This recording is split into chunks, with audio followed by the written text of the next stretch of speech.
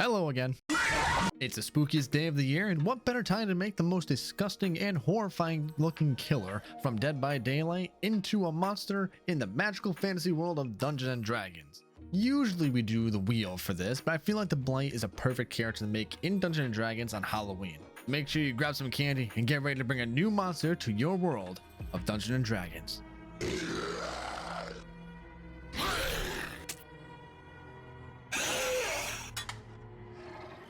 Now, we usually learn about the creature we are turning into a monster, so let me give you a brief summary on who the Blight is, or I should say what he was, because look at him now, it's horrifying.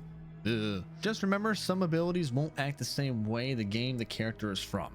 Keep that in the back of your mind. So here we have the Blight, otherwise known as Talbot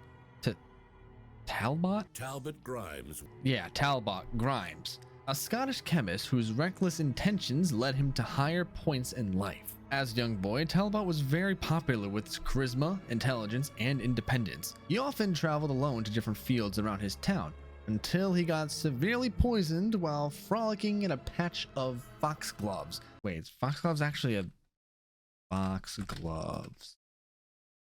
That's what they look like. Instead of being afraid of this, it piqued his interest on how a single flower can make a dangerous poison.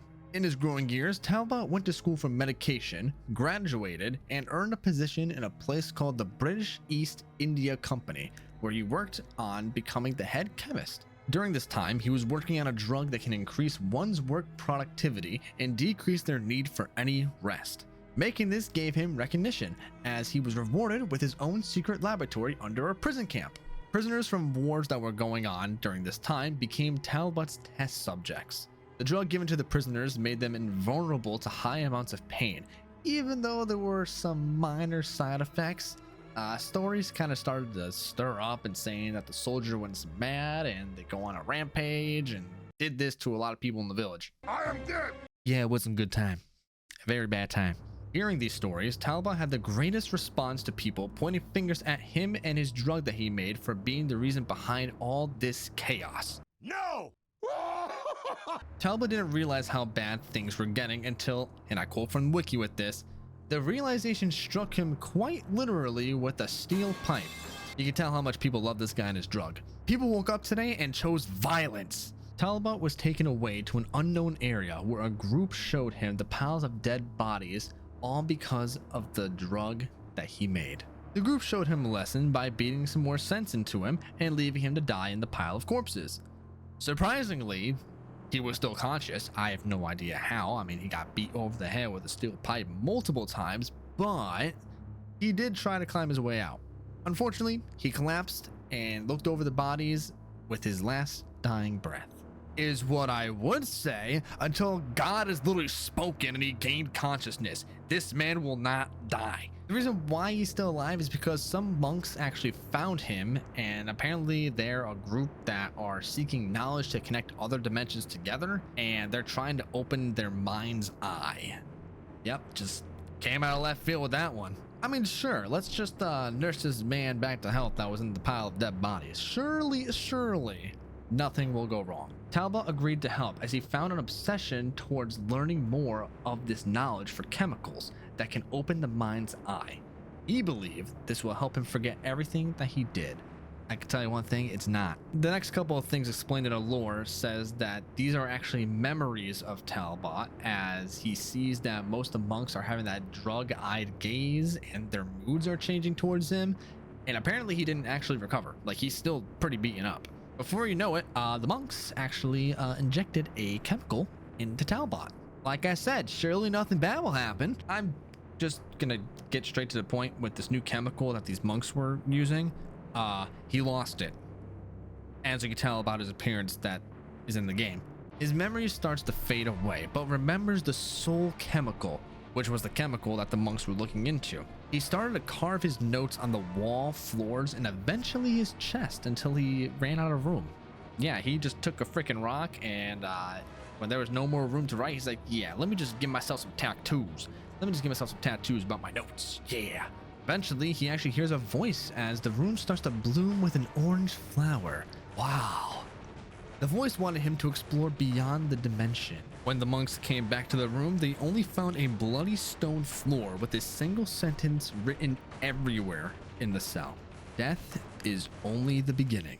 The moral of this backstory is, well, don't do drugs. All right, it's that time again. Let's go over the D&D sheet. The Blight is considered a medium monstrosity with a chaotic neutral alignment. His armor class is at a 15 with 73 hit points and a base speed of 30 feet. Due to the chemical making Talbot into the Blight, it made him a dangerous creature that has a high tolerance to pain. With this in mind, I made the Blight as a more face-to-face creature to fight. We mainly focused on its dexterity being the highest, followed by strength and constitution. Its intelligence and wisdom are pretty average, while its charisma suffers a negative effect due to the transformation taking away the Blight's jawline, quite literally.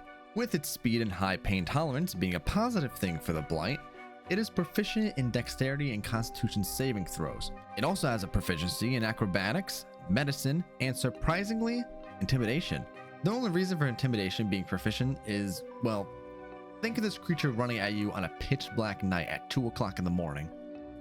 I don't know about you, but I'll be pretty intimidated and horrified about this. Similar to other Dead by Daylight monsters we made on this channel, the Blight has a resistance to non-magical attacks that are bludgeoning, slashing, and piercing. It also has a resistance to necrotic damage. This creature does have some immunities, as poison damage and acid damage won't cause harm to the Blight. Some conditions that the Blight is immune to are charmed, exhaustion, frightened, petrified, and poisoned. The Blight can also understand the languages that are common and undercommon. The challenge rating is actually lower than the other ones, as it is sitting at a whopping 6. I did compare the Blight to a creature in the monster manual, and I kind of worked around it to get some inspiration. You'll see how I did that later on. And now we will talk about the kit, which I wonder how people are going to use this creature if the DM brings this to their tables. I guess we'll have to see. The Blight has its famous Bone Buster, which is similar to a cane that has a +7 to hit with a reach of 5 feet and deals 1d8 +4 bludgeoning damage on a hit. With being injected with the chemical, your body reacts when it is in danger. With the Blight's ability Blighted Corruption, when the Blight is exactly or below 25% of its maximum hit points, you add a d6 to your damage rolls. Now for the power. We tried to compare it to the game as close as possible. In Dead by Daylight, the Blight rushes in a straight path, ramming into objects and ping-ponging back and forth until it reaches its prey. For D&D, you can use this as a bonus action, which is what we call Rush. When you rush, the Blight sprints in a straight line until the Blight uses all of its movement or runs into a solid object with a size of medium or larger. If you run into a medium or larger solid object, you regain your movement but subtract 10 feet from it. You repeat this bonus action until you use your base movement speed or use Lethal Rush. When you use this bonus action with your normal amount of movement speed, you stop your movement until you use it all, or you run into a medium or larger solid object. Now, what is Lethal Rush? This is actually the second ability in Dead by Daylight for the Blight to attack while rushing. So, for D&D, Lethal Rush can be used when you first run into a medium or larger solid object during rush. When you use your next rush movement, you can run at a creature instead and attack, which will end the rush. Lethal Rush has a +7 to hit with a reach of 5 feet and deals 2d6 +4 bludgeoning damage. If the Blight hits a creature, the creature must make a DC 15 strength saving throw, or the creature gets pushed back 10 feet and is knocked prone. Now it's time for some perks, which definitely took a twist on here. The first perk we have is Dragon's Grip. In Dead by Daylight, this perk activates for 30 seconds when you damage a generator. The first survivor to interact with the damaged generator will scream, reveal their location, and will be exposed for 60 seconds. In D&D, this is actually an attack action with a bit more to it. Dragon's Grip is a +8 to hit with a reach of 5 feet and deals 1d4 +5 acid damage as you grab a creature and inject the chemical serum into them. If this hits a creature, the creature must make a DC 13 Constitution saving throw or become poisoned. A poisoned creature can attempt this saving throw again at the end of each of its subsequent turn, ending the effect on itself. The next perk we have is Hex Blood Favor. In Dead by Daylight, when a survivor loses a health state by any means, the perk calls upon the entity to block all nearby pallets. In D&D, this ability gives the Blight a choice for a small blessing. After you hit a creature this turn, roll a d20 when you finish your turn. If you get an 11 or higher, roll a d4 to have an effect that will last until the end of your next turn. You can only have one effect at a time. The list includes the next creature you hit has their speed reduced by half until the end of their next turn.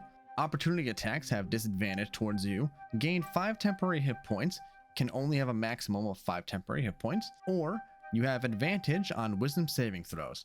This ability will have it so the Blight calls upon the gods or the entity for a small blessing during the battle. Our final perk that we have is Hex Undying. In Dead by Daylight, you can see the ores of survivors when they are next to dull totems. This perk also makes it when another hex perk is cleansed, that hex is transferred to the Hex Undying totem that will then disable Hex Undying. In D&D, the closest I can make this perk into an ability is similar to what trolls have. This ability makes it so the Blight regains 10 hit points at the start of its turn. If the Blight takes radiant or cold damage, this trait doesn't function at the start of the Blight's next turn. The Blight can only die if it starts its turn with 0 hit points and doesn't regenerate. I made this ability similar to what trolls had because this really makes it undying if you can't use any radiant or cold damage to cancel the healing factor for the Blight. And that's pretty much it. Just a reminder, this is all homebrew, so feel free to arrange any of the abilities or stats to make this a comfortable encounter for your party. Or if you really want to give them a scare for your next session, then go right ahead and buff it like crazy. This is the Blight from Dead by Daylight in Dungeons and Dragons. Thank you all so much for watching. I hope you all enjoyed this creation. Make sure to like and subscribe if you'd like to see more of this content. Make sure to leave a comment either on who you would like me to create in D&D next, or any changes you would make to the Blight. With that being said, stay safe and you have yourself a good one.